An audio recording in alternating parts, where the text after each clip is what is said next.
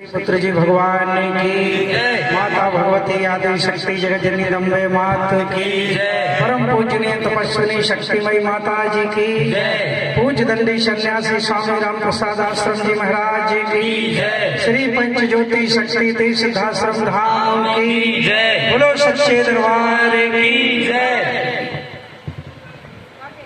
24 घंटे तक चलने वाले माँ के सुदीर्घ अनुष्ठान में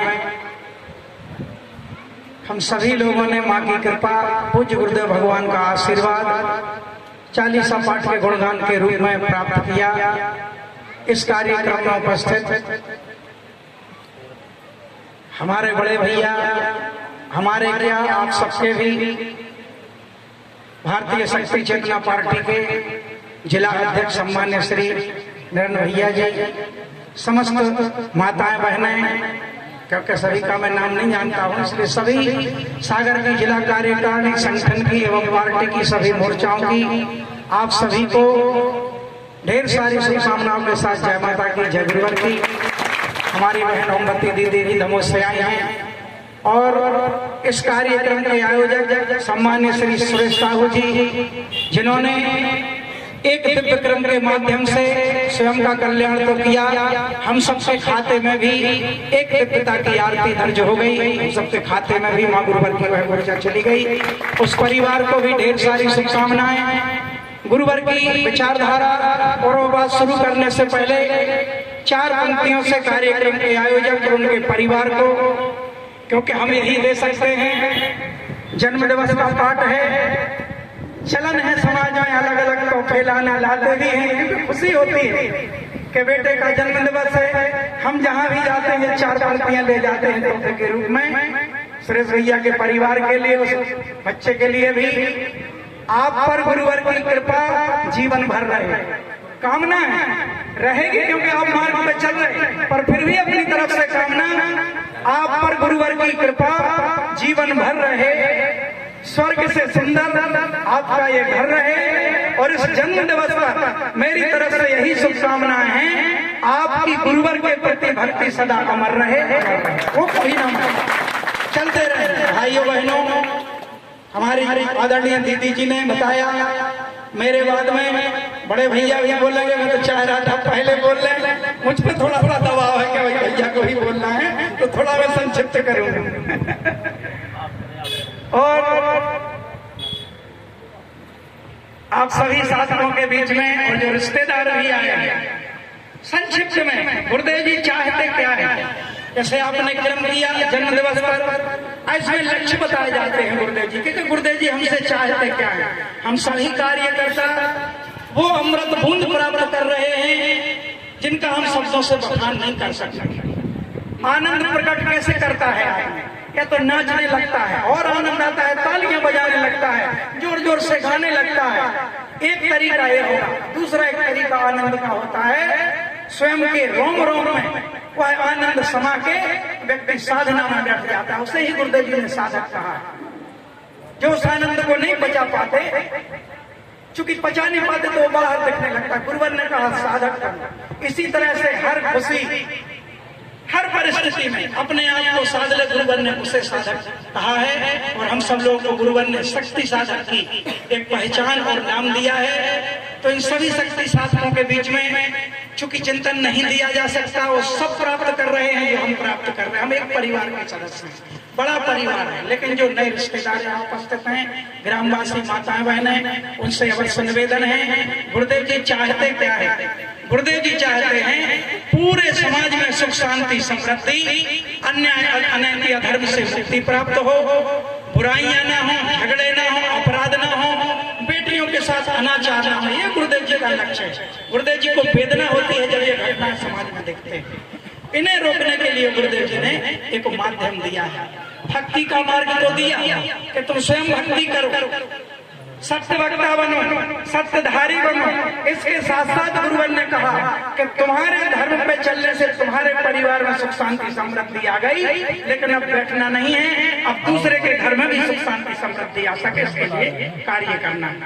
और 3 धारा के माध्यम से गुरुवर ने कार्य दिए। सभी को पता है भगवती मानव कल्याण संगठन, श्री पंच ज्योति शक्ति सिद्धाश्रम धाम, और तीसरा विकल्प दिया भारतीय शक्ति चेतना पार्टी। यहाँ समाज थोड़ी सी विसंगति देख रहा है, क्यों? इसलिए अभी रामलला जी विराजमान हुए, सभी को पता है। जितनी खुशी समाज को है उससे ज्यादा खुशी भगवती मानव कल्याण संगठन को और हमारे पूज्य गुरुदेव भगवान को। पता है आपको 22 जनवरी को सिद्धाश्रम में उत्सव मनाया गया था। जिस दिन फैसला आया था उस दिन दीपावली मनाई गई थी, जबकि दीपावली नहीं थी, हजारों दीप जलाए गए है खुशी। लेकिन जब सुना कि जैसे ही रामलला विराज जाएंगे रामराज आ जाएगा, दूसरे दिन उठकर देखा दूर दूर तक दिखाई नहीं दिया। जब कहते हो शराब बिक रही है, जब कहते हो अपराध हो रहे हैं, जब कहते हो अनीति हो रही है, जब कहते हो लूट खसोट हो रही, कैसे रामराज आएगा? फिर विचार किया कि एक मूर्ति बैठने से रामराज नहीं आएगा। राम हमारे आदर्श है, पहले बात को समझना, नहीं तो छोटी सी एक लोग ले लेते हो, डाल देते, कहे क्या रहे, पहले पूरी बात। एक श्री राम जी की मूर्ति विराजने से, जिनने विराज दी सिर्फ यही मुकुटधारी नहीं है, 500 वर्ष का संघर्ष था। कार सेवकों ने अपने प्रभु राम के लिए प्राण त्याग दिए, बीवी बच्चों को छोड़कर चले गए, ये सारी करतूत उनकी है। तब जाकर ये अवसर देखने मिला, पर जिनने अभी सहयोग किया वही बधाई के पात्र हैं। पर रामराज नहीं आएगा, एक मूर्ति की स्थापना से रामराज नहीं आएगा। गुरुदेव जी कहते हैं रामराज चाहिए तो उन श्री राम जी के आदर्श प्रत्येक व्यक्ति के हृदय में समाने पड़ेंगे, उनकी मूर्ति हर हृदय में, तब रामराज आएगा। एक मूर्ति बैठने से कैसे आएगा? और ये काम ना बीजेपी वाले कर पाएंगे और ना कांग्रेस वाले तो क्या कर पाएंगे कि सबके श्री राम जी के आदर्श सबके हृदय में पहुंच जाए। ये उनका काम नहीं, उनका जितना था कर दिया। ये काम किसका है कि श्री रामचंद्र जी के आदर्श, उनकी मर्यादा, उनकी राष्ट्र के प्रति भावना, उनकी माता के प्रति भावना, उनकी भाई के प्रति भावना, उनकी गौ माता के प्रति भावना, उनकी गुरुजनों के प्रति भावना हर हृदय में समा जाए। ये काम बीजेपी कांग्रेस नहीं करी, ये काम भगवती मानव कल्याण संगठन करेगा और कर रहा है। पिछले 25 वर्षों से कर रहा है, आज से नहीं। तब रामराज आएगा। और रामराज का अर्थ क्या है? चूंकि श्री राम जी आए थे, कहने के नहीं आए थे, जो आए वो चले गए, जो शरीर लेकर आ रहा है वो चला जाता है। आज राम नहीं है, उनके विचार हैं। आज कृष्ण नहीं है, नंद बाबा के घर थे, अब कहाँ है बताइए? आए थे शरीर लेकर चले गए। गुरुवर ने कहा है कि सृष्टि मरण धर्म है, जो शरीर लेकर आएगा उसका शरीर नष्ट होगा। अब श्री राम जी के विचार हैं रामायण में, श्री कृष्ण जी के विचार हैं गीता में, उन्हें उतारोगे तो फायदा होगा, पढ़ने भर से फायदा नहीं होगा। और आजकल पढ़ रहे हैं, पढ़ के ज्ञानी बन गए। रामराज की कल्पना वाले बताइए, रामराज की जो कहते हैं रामराज आना है, श्री राम जी को धारण करने से आएगा। इसलिए कहा जा रहा है, पूज्य गुरुदेव भगवान कहते हैं जीवन में उतारो तब बात बनेगी, पढ़ने भर से नहीं बनेगी। उन्होंने जो किया उसे समझो कि वो क्या बता के गए। रामचंद्र जी वो काम करके गए और पूरे समाज को दिशा देकर गए। अब उस पर नहीं चलना है, सिर्फ पढ़ना है, चौपाइयां याद कर ली, जीवन में नहीं उतारना है। संगठन की मूल विचारधारा है, जो हमारे महापुरुषों के, जो हमारे अवतारों के आदर्श हैं उन्हें धारण कर लो। और वर्तमान में उन्हीं अवतारों की श्रृंखला में समाज समझेगा। आज जितने लोग समझ रहे हैं भविष्य में समाज समझेगा। उन्हीं अवतारों की श्रृंखला में इस कली काल में भी सच्चिदानंद भगवान के अवतार श्री शक्ति पुत्र जी महाराज मौजूद हैं, विराजमान हैं और फिर एक दिशा समाज को दे रहे हैं। उससे उस सतयुग की भी स्थापना हो जाएगी, माँ के युग की हो जाएगी, और जिसे आप रामराज कहते हैं वो भी आ जाएगा। फिर नहीं कोई सताया जाएगा, तो चलना पड़ेगा। गुरुदेव जी यही चाहते हैं, पढ़ो, अपने इष्ट को जीवन में उतारो। और पूज्य गुरुदेव जी की विचारधारा भानु भैया ने संचालन में कहा था, हर वर्ग के व्यक्ति के लिए समान रूप से गुरुदेव जी ने दी है। संगठन कभी इन विसंगतियों में पड़ता नहीं। संगठन के सभी लोग माला के मलके की तरह बराबर हैं। न संगठन के पास किसी भी प्रकार का जाति भेद छुआछूत है। ऐसा अगर कोई कहता है तो वो झूठ कहता है। उसने गहराई से संगठन को, क्योंकि समाज से कभी कभी बीच में टिप्पणियां जाती है, हमारा संगठन इन सारी चीजों से ऊपर उठकर एक ऋषि की हम लोग विचारधारा पे चलते हैं, एक माँ की साधना करते हैं, तो एक हम सबकी विचारधारा है। तो आप सभी लोगों से निवेदन है पूज्य गुरुवर को, रिश्तेदारों से विशेष निवेदन है गहराई से इस अभियान को समझें और इन अनुष्ठानों में जो ऊर्जा गुरुदेव जी बिखेरते, चूंकि समस्या वही है, एक बार में तकलीफ नहीं मिटती, दीवार कुसंस्कारों की बड़ी होती है तो बार बार समय लगता है, बार बार आना पड़ता है ऐसे आयोजनों में। लेकिन प्रत्येक अनुष्ठान में इतनी ऊर्जा अवश्य मिलती है कि कुछ ना कुछ तुम्हारे पाप कर्म घटते जाते हैं और एक दिन ऐसा आता है कि हम पूरी तरह से पाप मुक्त हो जाते हैं। एक दिन का काम नहीं, ऐसे दरबारों में झूठ बोल दिया जाता है कि सिर्फ एक बार पर्ची कटवाला इतने में काम बन जाएगा। गुरुदेव जी कभी किसी को झूठी दिलासा नहीं देते। गुरुवर कहते हैं जो भोग रहे हो वो तुम्हारे ही कर्मों का परिणाम है, सत्य मार्ग पर चलोगे तो धीरे धीरे कटेंगे और फिर माँ का भी आशीर्वाद प्राप्त होने लगेगा। अब भ्रम फैला दिए जाते हैं कि इधर आ जाना उधर आ जाना। पूरे देश में सत्य सनातन धर्म का ऐसा डंका, क्योंकि लोग जानते हैं कि भगवान के नाम पे जनता जल्दी बेवकूफ बनती है, धर्म के नाम पे सबसे ज्यादा जनता को बेवकूफ बनाया जा सकता है।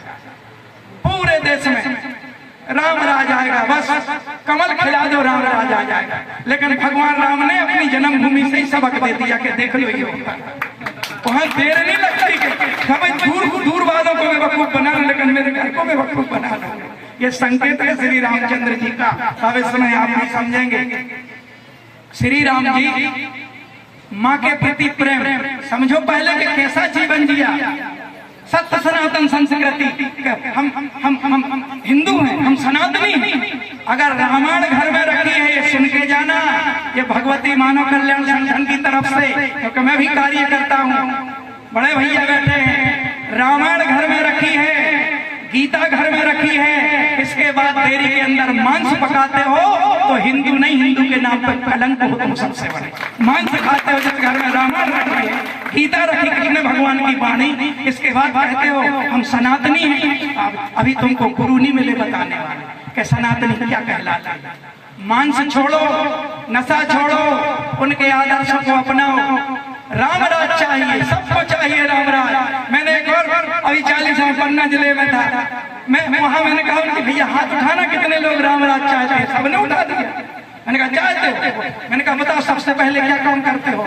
जब रात में सोते हो सवेरे उठते हो तो पहला काम क्या करते हो? बोले मंजन। हमने कहा चुप गए, यही तो चुप गए। अब कैसे माने राम राज? प्रातः काल उठ के रघुनाथा, माता पिता गुरु ना, वही माता बाद में दूसरा काम होता है। पहले माता को, पिता को, धरती माता को वो गुरु मिल गए तो इससे बड़ी कोई बात नहीं। बाद में दूसरा काम श्री रामचंद्र जी करते थे, इतने काम करते थे।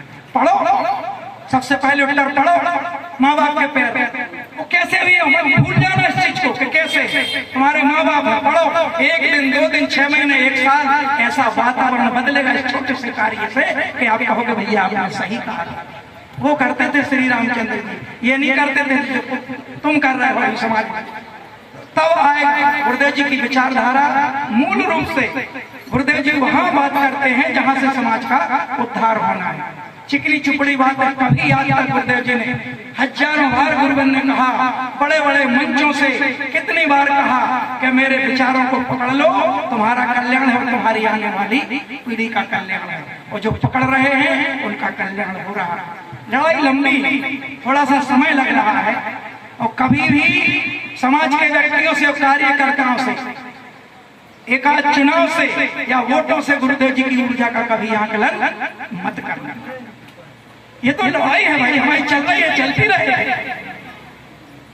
उतार आती है, चढ़ाव आते हैं, कैसे कैसे संघर्ष झेलने वाले शक्ति साधक यहाँ जीवन में बैठे हैं कि संघर्ष झेलने के बाद रंज मात्र भी उनकी यात्रा पर, कोई धर्म की यात्रा पर फर्क नहीं पड़ता। ऐसे ऐसे साधक हमारे ही बीच में मिल जाएंगे। दृष्टिकोण चाहिए देखने वाला भैया।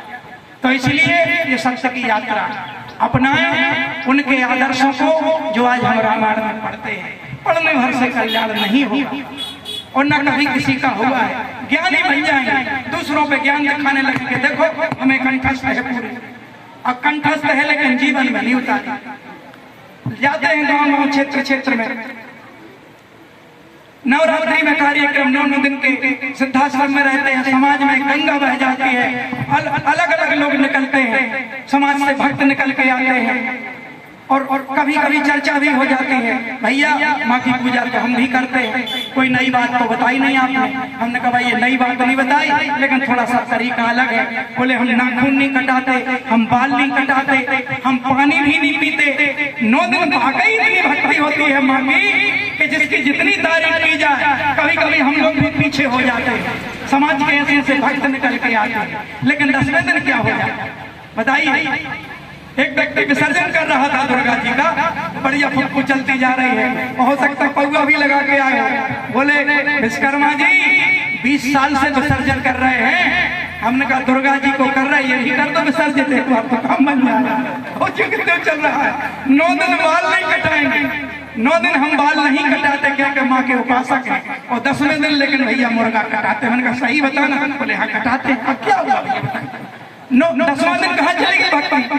गुरुदेव जी ये निंदा मत समझना, आपकी भक्ति सराहनीय है। माँ के प्रति एक ऐसा वातावरण बनता है नवरात्रि में, गजब का वातावरण। ये निंदा के शब्द नहीं, लेकिन वो सच्चाई जो कहना आवश्यक है। माँ सारे दिन माँ के 365 सब नक्षत्र सब ग्रह सब माँ के हैं, और जिन जीवों को खाते हो वो भी माँ की संतान है। आज भी जन्म दिवस है, सोचो माँ बाप क्या कामना रखते हैं अपने बेटे के प्रति। थोड़ी सी डिब्बी की लो से जल जाए बेटा तो उसे तो बाद में तकलीफ होती है, पहले किसको तकलीफ होती है? माँ को। तो ये तो जगत की जननी है। विचार करो, जब किसी जीव को काटते हो, चाहे धर्म के नाम पे काटते हो, चाहे पेट के लिए काटते हो, अधिकतर लोग पेट के लिए काटते हैं, स्वाद के लिए। अरे माताओं बहनों से भी निवेदन है, इस अनुष्ठान में जो मांगोगी वो माँ देने बैठी है। ये सब देती हैं, इसे सिर्फ एक छोटा सा अनुष्ठान न समझना, यहाँ उनकी चेतना विराजमान होती है और होती है। आप जो मांगोगी वो देने वाली माँ है, लेकिन एक संकल्प तुम लेकर जाओ। नशा करते हैं पति, करने दो, धीरे धीरे आश्रम ले चलो। गुरुवर की छवि के दर्शन करके नशा छूटता है। बताइए ऐसी देखी कभी छवि आपने कि जिनकी छवि देखने से, जिनके चरण छूने से नशा छूट जाता है? जाके देख लो, ले जाओ गुरुदेव जी के पास। लेकिन बहनों से निवेदन है कि एक संकल्प आपको लेकर जाना है। बहुत लड़ाई की, कनफूल के लिए, साड़ी के लिए, बिंदिया के लिए, हाय के चंद्रमा के लिए, सब बहुत लड़ाई की। अब एक नई लड़ाई, छोटा भाई हूँ आपका, मेरे कहने से एक लड़ाई शुरू करें। सीधे जाकर घर में माँ का ध्वज लगा दो और कह दो पति महोदय आप प्राणनाथ हो हमारे, लेकिन देरी के अंदर अब मांस नहीं आएगा। ये संकल्प लेकर यहाँ से जाओ। गुरुदेव जी के शब्द सुनो। गुरुदेव जी कहते हैं जिस घर की देरी के अंदर मांस गया, देवी देवता वहां से तुरंत भाग जाते हैं। वो रुकते नहीं है। पवित्र शक्तियां हैं, पवित्रता चाहती हैं। ऐसा नहीं कि तुम कुछ भी बनाते रहो, खाते रहो। और ये तो फोटो टंगी है, उसमें एक अगरबत्ती घुमा दी, बड़ा भरोसा कर लिया कि यहाँ है। मांस पकता है तो तुम्हारे घर में नहीं है। और जब देवी देवता भाग जाते हैं तो फिर कहने की आवश्यकता नहीं। भूत पिशाच जिंद चुड़ैल खप्पीसा गाड़ी वाहन झाड़ू पता नहीं क्या क्या होता, ये सब बिना बुलाए आपके घर में डेरा डाल लेते हैं। और जब भूतों का डेरा, पिशाच जिंद मसान का डेरा हो तो आपको आनंद आएगा कि शांति होगी। ये आप समझदार है, ये सच्चाई है, ये सच्चाई है। थोड़ा सा कहने का तरीका दूसरा हो सकता है, आपके होंठों में मुस्कुराहट आ सकती, लेकिन सच्चाई है। मांस पकाते हो जिस घर में, उस घर में देवी देवता नहीं रहते। और फिर माँ क्या रहे? माँ भी नहीं रहती और न इष्ट शक्तियों का आशीर्वाद प्राप्त होता है। तो निवेदन के साथ इतना तो माताएं बहनें कर सकती हैं, ये बड़ा असंभव कार्य नहीं। नशा के लिए गुरुदेव जी के पास ले चलो, छूट जाए। अरे क्यों नहीं छूटेगा? मैं तो एक बात मानता हूँ, जो माँ के गर्भ से नशा करता हुआ निकला उसका नहीं छूट सकता। जिसने यहीं सीखा वो यहाँ छोड़ भी सकता है। हम माँ के पेट से नशा करके नहीं आए, वहां से निर्मल आए थे और हम निर्मल हैं। यहाँ सीखा, यहाँ छोड़ दो। आत्मबल जागृत होता है, छूट जाता है। नहीं तो कमजोरी हावी हो, वैसे ही संगत मिल जाती है, वैसे ही मित्र मिल जाते हैं। आजकल और चल रहा है कि परिवार का नुकसान कैसे करें, एक दूसरे का आहत करते हैं, कैसे नुकसान करें। बोले बहुत झंझट मत पालो, लड़ाई भड़ाई करोगे तो पुलिस केस बनेगा। बस एक बच्चा को बिगाड़ दो, वो परिवार अपने आप बर्बाद हो जाएगा। ऐसा रोज हो रहा है ना, हम उसे देख रहे हैं, यही समाज में चल रहा है भैया। तो इसलिए उन चीजों से मुक्त रहें। आप सभी भाई बहनों ने, बड़े भैया बैठे हैं, अगली कड़ी में वह अपनी सारगर्भित बातें आपके बीच में रहेंगे। चूंकि प्रत्येक साधक के ढेर सारे अनुभव हैं, कहने के लिए 1-1, 2-2 घंटे, 4-4 घंटे कम पड़ जाते हैं जब उनकी महिमा के बारे में बताएं। ये आज का संबंध नहीं है, इसको गांठ बांध लेना, बात बड़ी भावनात्मक बात है। हम एक जन्म के रिश्तों में इतने उलझ जाते, निभाओ, माँ से निभाओ, बाप से निभाओ, इनकी सेवा करो, ये धर्म है हमारा। लेकिन एक जन्म के रिश्ते में हम ऐसे उलझ जाते हैं कि इनसे हम कुछ वादा करके आए थे, इसके पहले भी हम थे, और जब मरने लगे तब भी ये सिरहाने आए थे कि क्यों नहीं कर पाए भक्ति। तब कहा कैसे करते भगवान, इतनी गरीबी थी, एक मौका और दे दो। उन्होंने फिर मौका दिया, पहले गरीब थे, इस जन्म में बहुत अच्छी सुविधाएं दे दी, फिर भी नहीं कर पाए। अब क्या कहें, ये जन्म जन्म के साथ ही गुरुवर ने कहा, सैकड़ों मंचों से याद हो गया आपको कि मैं तुम्हारी पहले के जन्मों के और आने वाले कई जन्मों का साक्षी था और साक्षी रहूंगा। इन संकेतों को समझो गुरुदेव। तो इनका भी रिश्ता निभा, जो जन्म जन्म निभाने वाले, और पूरे समाज के प्रति जो गुरुदेव जी ने कर्तव्य बताए हैं, उन कर्तव्यों को मन से, वचन से, कर्म से निभाते चलें। फल गुरुदेव जी देंगे, फल माँ अवश्य देंगी। आपका ये सागर जिला है, सागर सागर ही तो है। यहाँ तो एक बड़ी, क्योंकि हम लोग कवि हैं, थोड़ा सा शब्दों को मिलाते जुलाते रहते हैं। ये सागर, ये करुणा के सागर, ये सागर उस सागर में मिले, दोनों फिर महासागर बन गए, और फिर सागर नहीं रहा, फिर तो महासागर बन गए। बूंद कब तक बूंद है बताइए, जब तक घड़े में है, जब तक घड़े में है उसे पानी कहते हैं, नहीं कहते पानी। क्या भरा है घड़े में? पानी। वही घड़ा कोई समुद्र में उड़ेल ले, फिर क्या कहेगा? बोले क्या है? बोले समुद्र। जब हम एकाकार हो जाएंगे, जैसे हमारे गुरुवर माँ से एकाकार हैं, हम अपने गुरुवर से एकाकार हो जाए, यही तो यात्रा का क्रम है। तो पूज्य गुरुवर ने हमें फिर मौका दिया, दयालु हैं, बिना बताए हमारी व्यथाएं हरते रहते हैं।